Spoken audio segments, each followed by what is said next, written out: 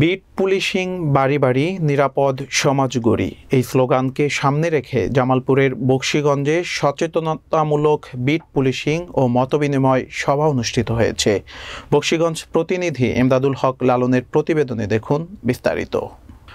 শুক্রবার বিকালে নূর মোহাম্মদ উচ্চ বিদ্যালয়ের মাঠে বকশীগঞ্জ থানা পুলিশের আয়োজনে মতবিনিময় সভায় প্রধান অতিথি হিসেবে উপস্থিত ছিলেন জামালপুর পুলিশ সুপার মোহাম্মদ কামরুজ্জামান।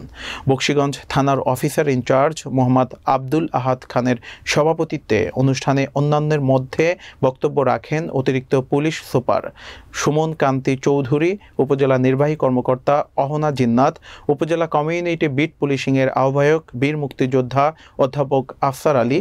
এ সময় আরও উপস্থিত ছিলেন জামালপুর ডিবি 2 ওসি সোহেল রানা, বকশীগঞ্জ থানার তদন্ত সঞ্জয় কুমার সাহা সহ স্থানীয় জনপ্রতিনিধি, বীর মুক্তিযোদ্ধা, বিভিন্ন স্কুল কলেজের শিক্ষক শিক্ষার্থী ও স্থানীয় গণমাধ্যম কর্মীরা।